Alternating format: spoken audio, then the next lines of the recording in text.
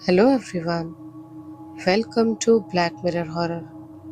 कैसे हैं आप सब? आई होप आप सब ठीक होंगे। मैं माफ़ी चाहती हूँ कि कुछ दिनों से आप सभी के लिए मैं कहानियाँ नहीं लेकर आ पा रही थी, यानी लॉन्ग वीडियोस नहीं ला पा रही थी। तो दरअसल मेरी कुछ दिनों से तबीयत ठीक नहीं थी, जिस वजह से मैं आप सभी के लिए लॉन्ग कहानियाँ नहीं लेकर आ पा रही थी।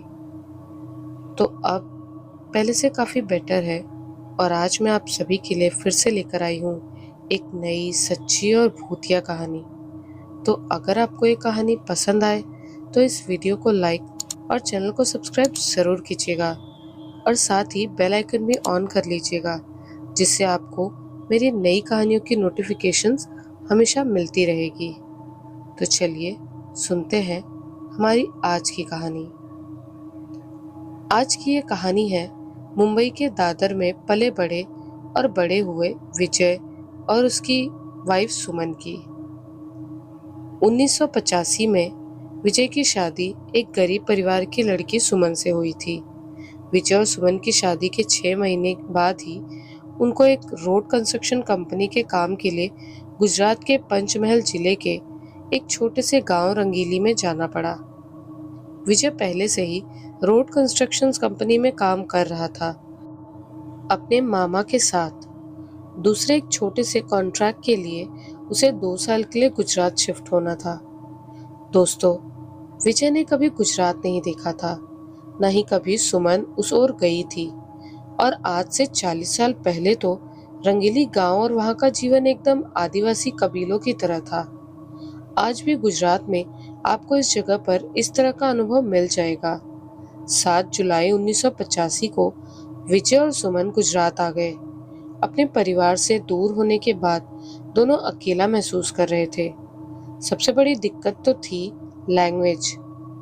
विजय मिश्रा 25 साल का था और सुमन सिर्फ 23 साल की थी। उन्हें लगा था गुजरात में बहुत कुछ देखने और घूमने को मिलेगा, लेकिन जब वो लोग विजय की पोस्टिंग की जगह पहुंचे तो वहां जाकर उनका दिल बैठ गया। बहुत पुराने जमाने की कुछ झोपड़ियों वाला एक कबीला, कुछ मिट्टी और रेत से बने मकान थे जो उस जमाने के हिसाब से पक्के कहलाते थे, लेकिन शहर के हिसाब से बहुत पिछड़ा हुआ जमाना और इलाका लग रहा था। विजय ने सुमन से कहा, यार, ये कैसी जगह है? ऐसा लगता है जैसे हम किसी जंगल में आ गए हैं। सुमन भी बोली, मुझे तो काफी डर लग रहा है। हम अपने घर से इतना दूर आ गए हैं और यहाँ 2 सालों तक रहना है। दरअसल बात ये थी कि गुजरात तो पूरा डेवलप था, लेकिन जहाँ पोस्टिंग हुई थी वहाँ तो रोड भी नहीं बनी थी और उसके ही काम के लिए विजय की पोस्टिंग हुई थी। जॉब और करियर की टेंशन, शादी की जिम्मेदारी और भविष्य में होने वाले बच्चों की फिक्र के चलते विजय ने ठान लिया कैसे भी करके 2 साल यहाँ पर निकालने पड़ेंगे। रंगीली पहुंचकर विजय को पता चला कि कंपनी का जो कॉन्ट्रैक्टर था उसने अभी तक वहां काम करने वाले मजदूरों के लिए कोई व्यवस्था नहीं की थी, तो कंपनी की ओर से कोई जगह नहीं थी रहने के लिए। दोनों पति पत्नी ने देखा कि मजदूर दिन में सब सामान शिफ्ट करते हैं और रात को दारू पीकर कोई फुटपाथ पर, कोई वहां के कबीलों के घर में, कोई अपनी खुद की बनाई झोपड़ी में, तो कोई नदी किनारे अपना कस्बा बनाकर सोया करते थे। अरे सुमन, ये तो हमारे साथ छल हुआ है। ये दुकान वाला कह रहा है यहाँ पर कोई व्यवस्था नहीं है रहने की, और ये मजदूर तो अपना देख लेते हैं, हम कहाँ जाएंगे?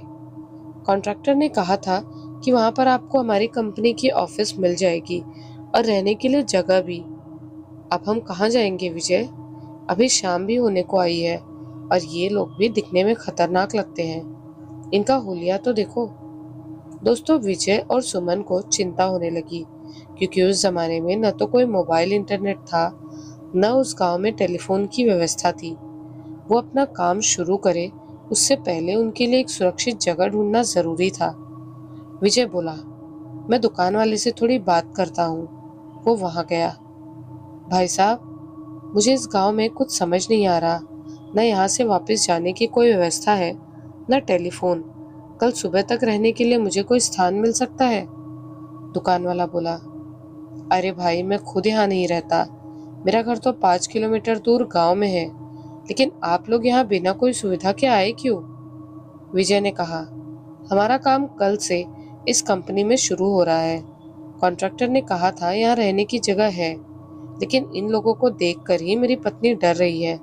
ऊपर से मैं भी पहली बार इस गांव में आया हूँ। मुझे आप थोड़ी मदद कर दीजिए। भाई, मेरी दुकान के साइड वाले जगह में जहाँ मैं अपना मोटरसाइकिल रखता हूँ, वहाँ पर बस बैठने की जगह बन सकती है। आप चाहें तो आज रात यहाँ बिता सकते हैं। मैं आपको चाबी दे दूंगा, लेकिन कल सुबह ही खाली कर देना और अपना देख लेना। विजय ने सोचा ये थोड़ा भला आदमी है। उसने सुमन को बताया और शाम के वक्त दुकान वाले ने घर जाते वक्त उनको चाबी दे दी।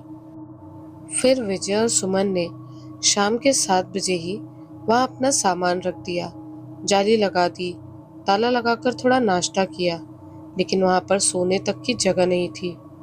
सुमन ने कहा, विजय, अगर कोई व्यवस्था नहीं है तो चलो कल सुबह वापस मुंबई चले जाते हैं।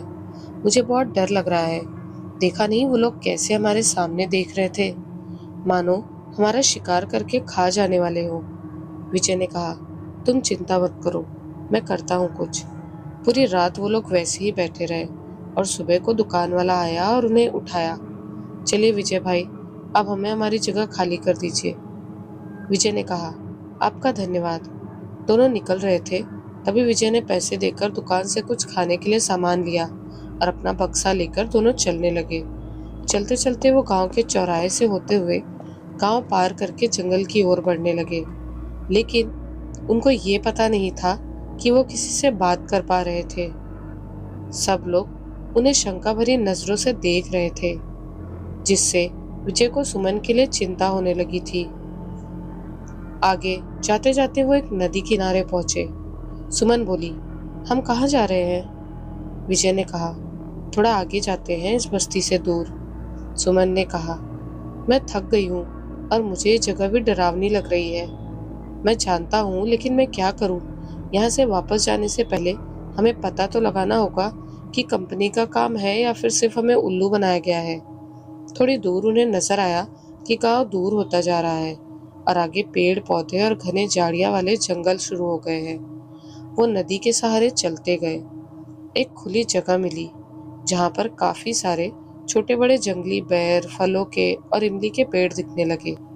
नदी से थोड़ा दूर एक बड़े इमली के पेड़ के नीचे पहुंचकर सुमन ने कहा, सुनो विजय, अब मैं बहुत थक गई हूँ और धूप भी काफी तेज है।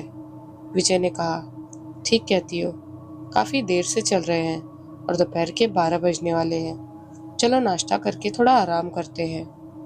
दोनों दुकान से लिया हुआ नाश्ता निकालते हैं। विजय सुमन के लिए थोड़े फल और इमली तोड़ता है और वो लोग खाना खाने लगते हैं। खाना खाने के बाद वो एक पानी के झरोके से हाथ मुंह धोकर वहीं बैठ जाते हैं। ठंडी हवा चल रही थी। सुमन और विजय को नींद आने लगी तो वो लोग उसी इमली की छांव में चादर बिछाकर सुस्ताने लगे। करीब 1 बजे काफी ठंडी हवा के चलते उन्हें नींद आने लगी। वो लोग 2 घंटे के लिए गहरी नींद में सो गए, क्योंकि पिछली रात उन्होंने जाग कर निकाली थी। अचानक से कोई आवाज आई, राम बोलो भाई राम। सुमन को डर लगा और वो झटके से उठ गई। विजय, ये कैसी आवाज है? विजय ने देखा एक अंतिम यात्रा उनकी ओर ही आ रही थी। शायद यहाँ गांव में कोई गुजर गया था और 10-12 लोग उसकी डेड बॉडी लेकर आ रहे थे। विजय ने कहा, ये तो किसी की अंतिम यात्रा है, यहाँ पर क्या करने आ रहे हैं? सुमन बोली, अरे कैसी बेतुकी बातें कर रहे हो, कहीं हम यहाँ गलत जगह पर तो नहीं बैठे? विजय ने ठीक से आसपास देखा। तब तक वो उनके नजदीक से गुजर रहे थे और उस इमली के पेड़ से करीब 20-25 फुट दूर ही उन्होंने डेड बॉडी को नीचे रखा और चिता सजाना शुरू कर दिया। विजय ने कहा, अरे बाप रे, ये तो शमशान है। सुमन रोने लगी और उसे बहुत डर लगने लगा। सुमन ने कहा, क्या हमने शमशान का पानी पिया? विजय ने कहा, हाँ। वो जल्दी से अपना सामान ठीक करके लेकर वहां से चलने लगे और गांव की ओर बढ़ने लगे। रास्ते में 2-3 बच्चे क्रिकेट खेल रहे थे। उन्होंने उन्हें देखकर शोर मचाना शुरू कर दिया और वो डरकर भाग गए। एक बच्चा वहीं था, तो विजय ने उससे पूछा, देखो बेटा, डरो मत, ये कौन सी जगह है? बच्चे ने धीरे से यहाँ से कहा, ये शमशान है। आप कौन हो? सुमन डरने लगी तो उसकी आवाज सुनकर बच्चा चला गया। वो लोग जैसे ही गांव पहुंचे, सब उनसे नजरें चुराने लगे। उस दुकान वाले के सामने वो कॉन्ट्रैक्टर था। विजय ने उससे बात की, अरे भाई, आपके लिए एक घर रखा है, आप कहाँ गुम हो गए थे? विजय ने कहा, बस थोड़ा घूमने गए थे, आप कल दिखे ही नहीं। तो वो बोला, मैं कल आ रहा था लेकिन मेरी गाड़ी खराब हो गई थी। सुमन ने कहा, चलिए अब जल्दी से हमें हमारा घर दिखा दीजिए। वो उसे गांव के बीच चौराहे के सामने एक खाली घर था, वहां ले गया। सब उनको ऐसे देख रहे थे जैसे कोई एलियन हो। सुमन ने घर देखा तो वो और मायूस हो गई। अरे विजय, ये तो किसी भूतिया घर जैसा लग रहा है। अरे बहन जी, ये भूतिया घर नहीं है, बस एक लौता खाली घर है इस गांव का, और खाली ही रहता है। दोनों पति पत्नी को उस घर की कंडीशन देखकर अंदाजा लग रहा था घर खाली क्यों है, लेकिन जैसे तैसे उन्होंने अपना सामान एक कमरे में रखा और सुमन ने एक लालटेन जलाया। वो आदमी भी गांव से स्कूटर लेकर निकल गया। दूसरे दिन सुबह से विजय को ड्यूटी ज्वाइन करनी थी। उन्होंने रात के खाने के लिए वही नाश्ता किया और सो गए। रात के करीब 10-11 बजे होंगे कि घर के दरवाजे पर कोई आवाज आई, जिसे बाहर से किसी ने दरवाजे को ऊपर से बंद कर दिया हो। विजय बोला, अरे सुमन, तुमने वो आवाज सुनी? सुमन ने कहा, एक तो मुझे सुबह से डर लग रहा है, जब से पता चला है कि हमने शमशान में खाना खाया और पानी पिया है। तुम अभी क्यों डरा रहे हो? फिर से आवाज आई, जैसे किसी ने दरवाजा खोला हो। दोनों पति पत्नी डरने लगे। विजय ने कहा, मैं देखता हूँ। वो खड़ा हुआ और दूसरे कमरे में पहुंचा तो ऊपर से आवाज आ रही थी, जैसे कोई टेरेस पर चल रहा है। पीछे से सुमन भी डर की वजह से दौड़ती हुई उसके सामने आई। विजय, विजय, कुछ तो है यहाँ पर, मुझे बहुत डर लग रहा है। लेकिन विजय ये सोच रहा था कि आखिर क्या हो सकता है। इसी तरह अलग अलग आवाजों से पति पत्नी सो ही नहीं पाए और सुबह हो गई। सुबह तक सुमन की आंखें सूजकर लाल हो गई थी। विजय ने कहा, मैं काम के लिए जा रहा हूँ, अपना ख्याल रखना। सुमन डर की वजह से रोने लगी। नहीं विजय, मैं साथ चलूंगी, मुझे डर लग रहा है। विजय ने उसे जैसे तैसे समझाया और काम पर चला गया। उसका आज काम का भी पहला दिन था। पीछे से जब सुमन किचन में थी तो फिर से दरवाजे के पास कोई हरकत हुई। सुमन डर गई। वो घर से बाहर निकल गई और चिल्लाने लगी, लेकिन बाहर लोग उसे जिन नजरों से देख रहे थे वो देखकर वो चुप हो गई। बाजू वाली एक आंटी थी, पम्मा आंटी। उसने सुमन का हाथ पकड़ा। बेटी, तुम बहुत डर गई हो, चलो मेरे साथ। सुमन उसे घूरने लगी, लेकिन उन्होंने बोला, अरे डरो मत, मैं जानकी हूँ, तुम लोग बहुत दूर से आए हो, मुझे आपके कॉन्ट्रैक्टर ने बता दिया था, आओ मेरे घर। सुमन उनके घर चली गई और पम्मा आंटी ने उसे जो बताया वो उसके लिए अविश्वसनीय था। उधर शाम को विजय घर लौटा। तब तक सुमन पम्मा आंटी के घर ही थी। सुमन, सुमन, कहाँ हो तुम?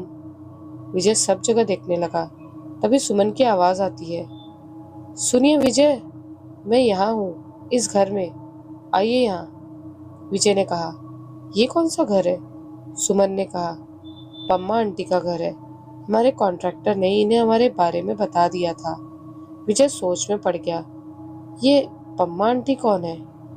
वो उनके घर गया और सुमन ने बताया, विजय, ये गांव हमारे लिए ठीक नहीं है, हमें चले जाना चाहिए। विजय ने पूछा, क्यों चले जाना चाहिए? पम्मा आंटी बोली, ये गांव शहरी लोगों के लिए या अनजान लोगों के लिए ठीक नहीं है। आप कल जिस शमशान में सो गए थे वो एक जीता शमशान कहलाता है। विजय सोच में पड़ गया, अब जीता शमशान क्या होता है? पम्मा आंटी ने कहा, जीता मतलब जागरूक। वहाँ कई सारी आत्माएं हैं। जो कोई नया इस गांव में आता है, ये जगह उन्हें अपने करीब खींच ही लेती है। आप भी वहाँ चले गए थे और सुमन ने बताया कि आपने वहाँ पर खाना खाया और पानी पिया। विजय ने पूछा, क्या मतलब है आपका? आंटी ने कहा, आप नहीं जानते इस गांव के इतिहास को, इस गांव के इतिहास के बारे में। जब जब कोई गांव में आया है, पहले शमशान उन्हें अपनी ओर खींचता है, फिर वहां उन्हें बेहोशी छाने लगती है और कुछ आत्माएं उनका पीछा करना शुरू कर देती है। ये सुनकर तो विजय भी डरने लगा। आंटी ने आगे बताया कि आपने तो वहां पर खाना खाया, नींद भी ली और पानी भी पिया। इसी वजह से गांव वाले आपके सामने कतराते हैं, बात नहीं करते और ऐसे देखते हैं जैसे आप एक खतरा है। विजय ने कहा, तभी मैं सोचूं कि वो डेड बॉडी के साथ जो लोग आए थे वो क्यों हमें देख भी नहीं रहे थे। सुमन डरने लगी और रोने लगी कि विजय अब क्या होगा। विजय ने कहा, चिंता मत करो। वो अपने घर आए और खाना खाकर सोने चले गए। रात को फिर से वो आवाजें आने लगी, लेकिन सुमन और विजय ने हिम्मत रखी, पूरी रात जागते हुए गुजार दी। आज तो उन्हें ऐसा लग रहा था जैसे कोई चीजें ऊपर खेल रही हो, जैसे कोई बच्चे खेलते हैं। दूसरे दिन सुबह विजय के जाते ही सुमन पम्मा आंटी के घर चली गई। ये उसका रूटीन हो गया था। 1 महीने तक ऐसा ही रहा। रोज शाम को विजय और सुमन घर में आते और सुबह विजय के जाते ही सुमन भी निकल जाती। गांव के दूसरे लोग उनको देखकर भी मुंह फेर लेते और बुलाते भी नहीं। विजय एक दिन शाम के वक्त थोड़ा लेट हो गया। वो घर आ रहा था कि रास्ते में उसने एक अद्भुत घटना देखी जो उसे पता नहीं था कि क्या है। 2 बड़े भैंसे काफी तगड़े, ताकतवर और मोटे एक खाली मैदान में लड़ रहे थे। आज पहली बार विजय ने उस जगह को देखा था जहाँ पर एक मंदिर भी था। उसके साथ वाले मजदूरों को विजय वो नजारा दिखाने लगा। विजय ने कहा, अरे वो देखिए, वहां पर बैल की तरह 2 भैंसे लड़ रहे हैं। लेकिन उनमें से कुछ लोगों ने विजय को नजरअंदाज कर दिया और जिन्होंने देखा वो डरने लगे और विजय से दूर भागने लगे। चिल्ला चिल्ला कर वो बोलने लगे, भागो, इस आदमी को वंतरी दिखाई दे रही है, इस आदमी को वंतरी दिखाई दे रही है, भागो। अब विजय भी सोचने लगा कि ये वंतरी क्या है। तब तक सब भागने लगे। जब विजय चलकर घर पहुंचने वाला था तो उसके साथ चलने वाले जो डर कर भागे थे वो उसे देखकर दरवाजा बंद करने लगे। सबके मुंह से विजय को एक ही बात सुनाई दे रही थी, वंतरी, वंतरी, वंतरी। विजय डरता हुआ और उनसे छिपता हुआ अपने घर पहुंचकर सुमन के पास गया। उसने पम्मा आंटी को पूछा, माई, ये वंतरी क्या है? कोई भैंसे का नाम है? पम्मा आंटी ने कहा, नहीं बेटा, ये कोई भैंसे का नाम नहीं है। कहाँ सुना तुमने ये? उन्हें भी ये शब्द सुनकर विजय से डर लगने लगा। विजय ने कहा, वो गांव वाले कह रहे थे। जब मैं मंदिर की ओर से गुजर रहा था तो मुझे 2 भैंसे लड़ते हुए दिखाई दिए, लेकिन गांव वालों को जब मैंने बताया तो वो मुझसे ही डरने लगे। पम्मा आंटी ने कहा, सुनो बेटा, आज एक बात बताती हूँ। वंतरी यानी कि चुड़ैल, भूतिया घटनाएं, आत्मा, प्रेत आत्मा का दिखना, सारी चीजें इस शब्द से जुड़ी हुई है। सुमन ने कहा, आप क्या कह रही हैं माँ जी? मैं कुछ समझी नहीं। उन्होंने फिर से कहा, बेटा, इसका मतलब ये है कि जब किसी को आत्मा दिखने लगे या उसके साथ भूतिया घटनाएं होने लगे, उसे इस गांव के लोग कहते हैं ये अब वंतरी का शिकार होने वाले हैं। यानी कि वंतरी प्रेत आत्मा या शैतान को कहते हैं जो तुम्हें दिखाई देती है। विजय को हंसी आने लगी कि क्या मजाक है, ऐसा थोड़ी होता है। और ये कैसा नाम है? भला मुझे उन भैंसों में कौन सी प्रेत आत्मा दिखने लगी? वो सुमन को लेकर वहां से चला आया। रात को उनके घर का दिया बुझ गया, जिससे सुमन की नींद खुल गई और खिड़की भी टूटी थी। उससे बहुत तेज हवा अंदर आ रही थी।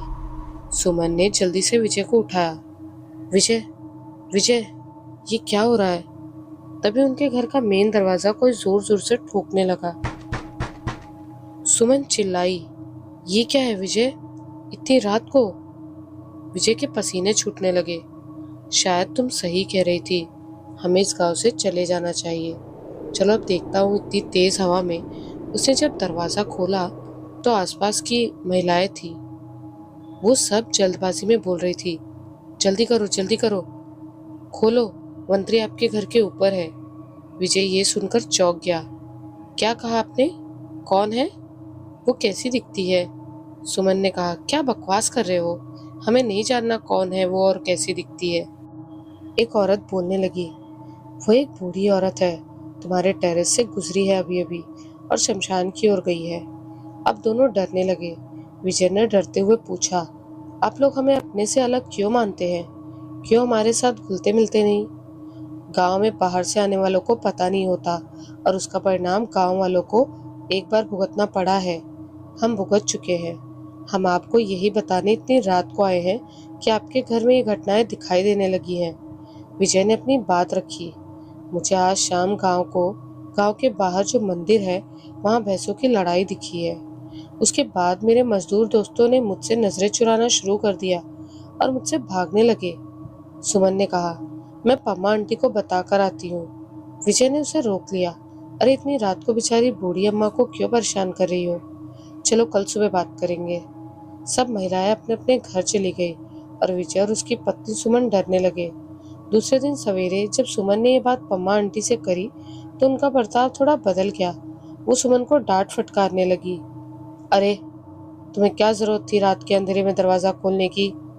क्या तुम दोनों को इतनी भी बुद्धि नहीं है? समझ नहीं आता क्या क्या करना चाहिए क्या नहीं? सुमन मन में ही सोचने लगी कि आज अम्मा इतना गर्म क्यों हो गई है। वो उसे प्यार से अम्मा बुलाती थी। पहले उसने माफी मांगी और बोली, अम्मा माफ कर दो, अब नहीं खोलेंगे। लेकिन मैं तो आपको रात को ही बताने आ रही थी, लेकिन इन्होंने मना किया कि हमें नहीं आपको इतनी रात को जगाना चाहिए। आंटी ने कहा, ठीक है बेटा, अब से ध्यान रखना। चलो खाना बना लेते हैं। थोड़ी देर बाद जब आंटी ने सब्जी का कचरा सुमन को फेंकने भेजा तो सामने वाले घर में सुमन ने देखा कि कल रात जो औरत उनके घर आई थी वो ये नहीं थी। लेकिन ऐसा कैसे हो सकता है? वो सोच में पड़ गई। ये कौन है? कल रात को तो कोई और ही मेरे घर में आया था। फिर सुमन को थोड़ा शक हुआ और उसने आगे चलकर दूसरे घर में देखा, वहां भी कोई और था। तीसरे घर में देखा तो वहां भी कोई अनजान औरत थी। अब सुमन के पसीने छूटने लगे कि ये सब हो क्या रहा है। मैंने आज तक ऐसा नहीं देखा था। शाम को जब विजय आया तो उसने सारी बात बताई और विजय ने कहा, सुनो, यहाँ कोई खतरा है हम पर। 2 दिनों में कॉन्ट्रैक्टर आने वाला है। हम उसे बता देते हैं और अपनी तनख्वाह आते ही यहाँ से निकल जाएंगे। सुमन ने कहा, ठीक है, जितनी जल्दी हो सके उतनी जल्दी निकल जाना है। मुझे कुछ भी ठीक नहीं लग रहा। उस रात जब वो खाना खाकर सोने गए तो एक आवाज आई। बहुत ही डीप वॉइस थी। एक साथ बहुत सारी औरतें बोल रही थी, हम तुम्हें जाने नहीं देना चाहते, रुक जाओ ना हमारे गांव में। इस आवाज से दोनों डर गए और एक झटके से सुमन ने विजय का हाथ पकड़ लिया। विजय, ये क्या हो रहा है? मुझे बहुत डर लग रहा है। विजय धीरे से खड़ा हुआ और डरते डरते दूसरे कमरे में गया। वहां जाकर उसे एहसास हुआ कि कोई आत्मा उसके आसपास है। सुमन, यहाँ मत आना, वो बोला, लेकिन तब तक सुमन उसके पीछे आ गई थी।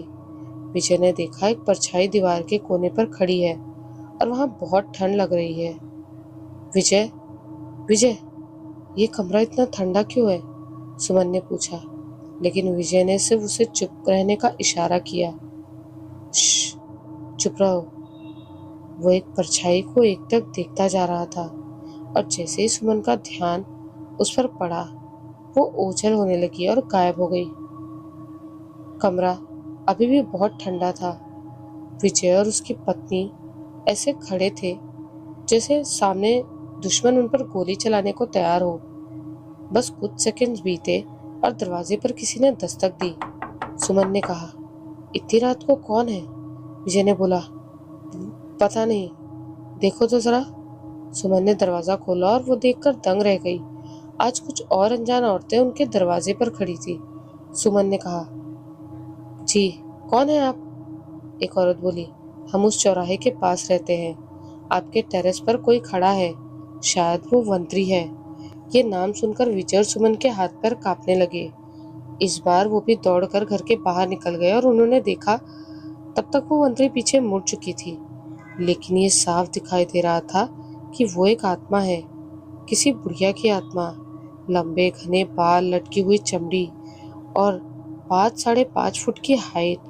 सुमन उसे देखकर डरने लगी और बेहोश हो गई। विजय घबरा गया। अरे सुमन, क्या हुआ? विजय ने ऊपर देखा तो वो चुड़ैल जा चुकी थी और वो सारी औरतें भी उनके घर चली गई थी। विजय सोच में पड़ गया। पहले हमारा दरवाजा खुलवाया, हमें बताया, अब मेरी बीवी बेहोश हो गई है तो सब अपने अपने घर चली गई। ये कैसा गांव है और यहाँ के लोग इतने अजीब क्यों हैं? अचानक बारिश शुरू हो गई तो सुमन को थोड़ा होश आया। अरे सुमन, चलो जल्दी घर में चलो। नहीं, मैं उस घर में नहीं जाऊंगी। अब मुझे डर लग रहा है। विजय, कहीं हमारे साथ कुछ हो न जाए। कुछ नहीं होगा, बस 2 दिन। भरोसा रखो और हिम्मत रखो। हम मुंबई वापस लौट जाएंगे। बस 2 दिन। वो दोनों किसी तरह घर में गए और सुबह तक जागे। दूसरे दिन जब विजय काम पर जाने लगा तो उसने देखा सामने वाली झोपड़ियों में वो महिलाएं नहीं है जो पहले थी। पूरे दिन उसका काम में मन नहीं था।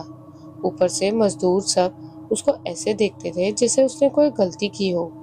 उसने एक आदमी से पूछने की कोशिश की, लेकिन उसने कुछ नहीं बताया। शाम को जब विजय घर आया तो उसने अपनी पत्नी से पम्मा आंटी के सामने उन महिलाओं के बारे में बात की। अब पम्मा आंटी उन पर गुस्सा करने लगी। अगर भूत प्रेतों की बातें और आत्माओं पर चर्चा करनी है तो मेरे घर में मत आना, चले जाओ। विजय ने माफी मांगी, लेकिन उस बुढ़िया ने माफ नहीं किया और उन्हें घर से निकाल दिया। विजय और सुमन घर आ गए और सोचने लगे कि अचानक 1.5 महीने बाद इन्हें क्या हो गया। रात हुई। आज वो दिन था जब उनके पता था कि कल कॉन्ट्रैक्टर आने वाला है और वो कल या परसों घर छोड़ देंगे। रात को फिर उनके कमरे में दस्तक हुई। दोनों ने बिना घबराए रूम में जाकर देखा। वो परछाई कोने में थी। नीचे किसी का खून था और वो मुड़कर इन दोनों को घूरने लगी। लेकिन जो चेहरा विजय और सुमन ने देखा, वो देखकर उनके पैरों से जमीन खिसक गई। विजय चिल्लाकर हिला, पम्मा आंटी, आप! लेकिन वो एक आत्मा की तरह बिहेव कर रही थी। न कोई रिस्पॉन्स, न कुछ बोलना, न कुछ सुनना। सुमन तो चिल्लाने लगी, बचाओ बचाओ करके। दोनों घर में कैद थे। कैसे कैसे करके दोनों घर से बाहर निकल गए। उनके घर से बाहर निकलकर चिल्लाने की वजह से आसपास के पड़ोसी सब जाग गए और बाहर आए। सब बोल रहे थे, क्या हुआ, क्या हुआ आपको? न तो विजय कुछ बोल पा रहा था, न तो सुमन। एक आदमी ने विजय को थप्पड़ मारा और पूछा, क्या हुआ, क्यों चिल्ला रहे हो?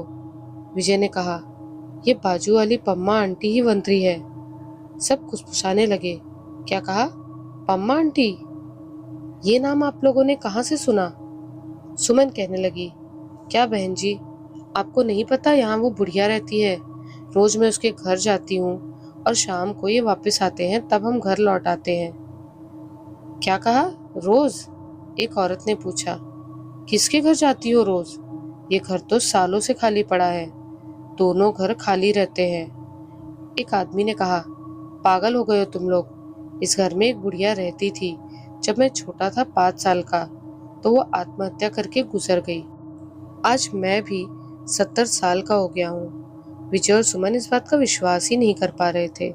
विजय ने कहा, मतलब आपने कभी हमें उस घर में जाते नहीं देखा? तब वो औरतें बोली, आप वहां गए ही नहीं तो कहाँ से देखा होगा? विजय ने कहा, तो आप लोग कौन हैं? और रोज हमें रात को बचाने आ रहे थे, वो कौन है?